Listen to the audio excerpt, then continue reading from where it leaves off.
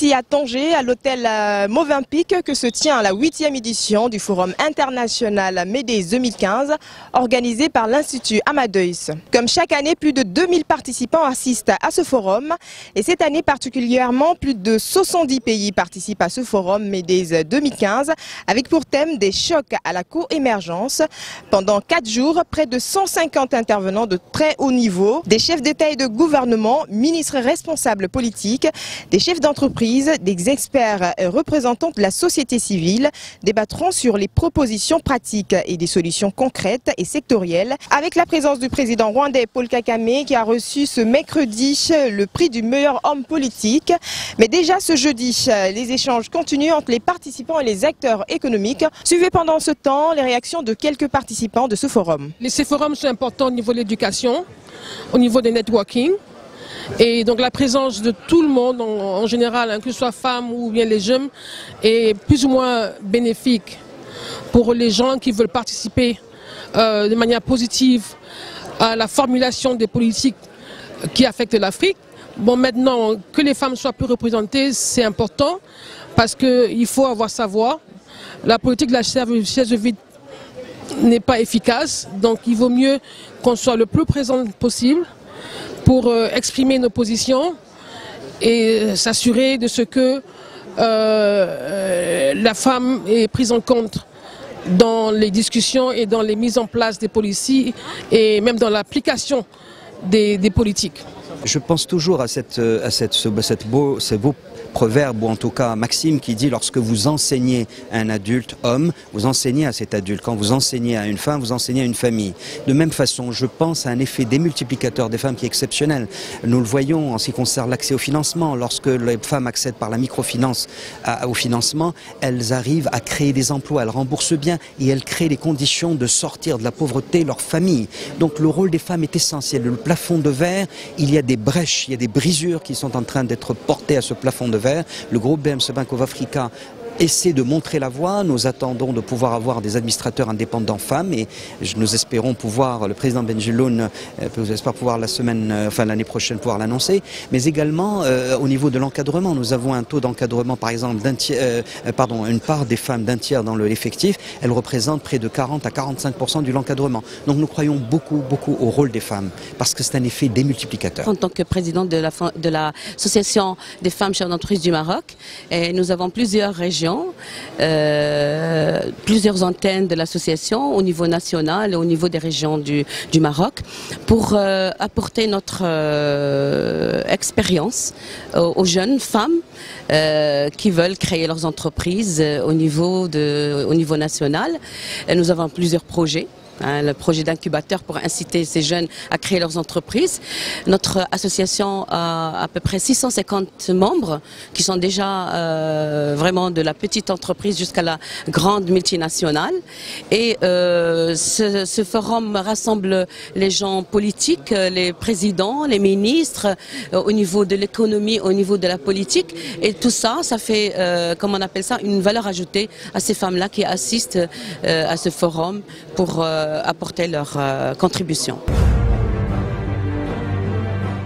C'était des chocs à la co-émergence.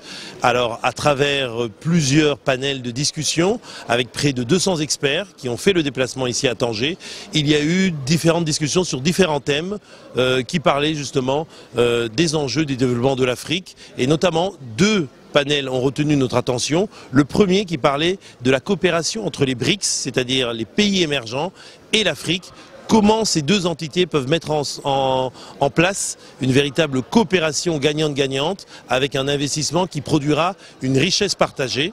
Et le second thème, c'était celui qui parlait des crises en Afrique, des crises sécuritaires et des crises politiques, ou comment savoir, comment prévenir les crises et comment résoudre les crises en Afrique en mettant en avant le travail des institutions régionales. Ce forum traite de 2 questions essentielles pour le Mali.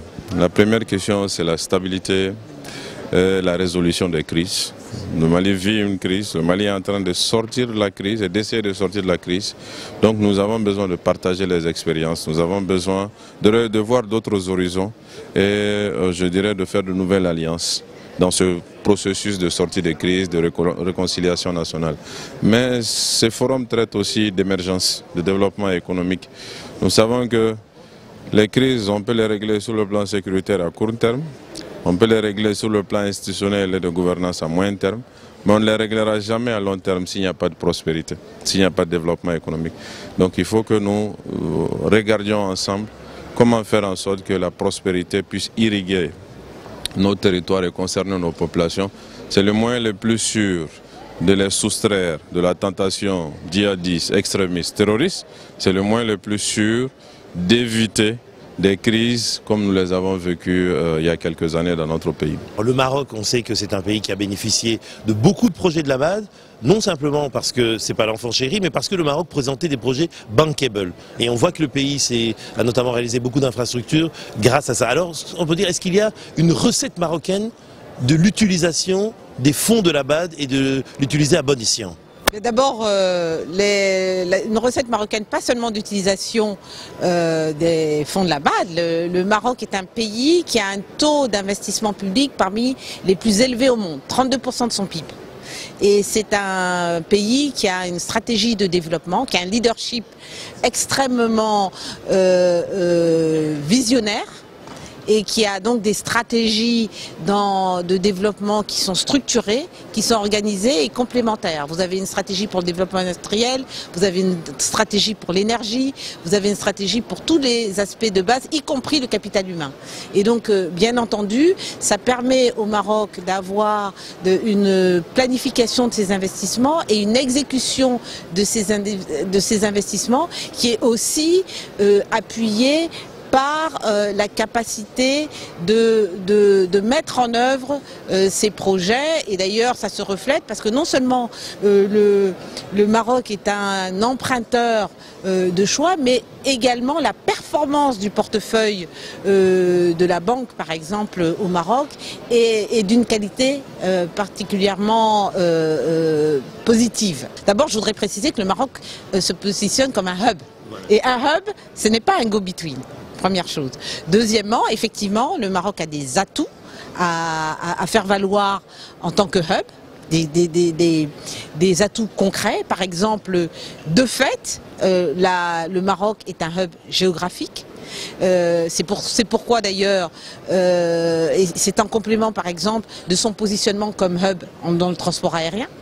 C'est un hub financier parce qu'effectivement il y a une démarche marocaine d'investissement dans le secteur de la banque et de la finance qui est un peu le fer de lance des investissements marocains. Maintenant le Maroc est le deuxième investisseur africain en Afrique. C'est aussi un hub dans d'autres secteurs un peu plus soft. Et donc oui, ça c'est une démarche qui a un sens et qui est fondée sur des éléments tangibles. Bien entendu, il y a des éléments à compléter, il y a des éléments qui ne sont pas encore ou pas tout à fait suffisamment bien ancrés pour que ce hub se situe dans tous les domaines et de manière absolue. Et puis il y a une réalité historique. Pourquoi certains partenaires qui sont déjà présents en Afrique passeraient par un pays pour aller vers d'autres? Donc il y a tout un... Je n'ose pas utiliser le concept d'écosystème, mais il y a tout un mécanisme qui fait que c'est vrai que de facto et par choix stratégique et diplomatique, le Maroc peut constituer un hub. Et par ailleurs, non seulement en tant que hub, mais en tant que modèle. Parce que, par exemple, si vous regardez la stratégie énergétique du Maroc et les réalisations dans le secteur de l'énergie, notamment par exemple les énergies renouvelables, eh bien entendu, le Maroc concentre les attentions des pays du continent parce qu'on commence à voir avec par exemple le programme solaire, mais aussi le programme intégré énergie renouvelable, hydraulique, éolien, etc. On commence à voir des réalisations et le bien fondé aujourd'hui à la veille de la conférence sur le climat. Et par rapport à la reconnaissance d'un certain nombre de contraintes et d'objectifs, bien entendu, ce rôle-là apparaît de manière évidente.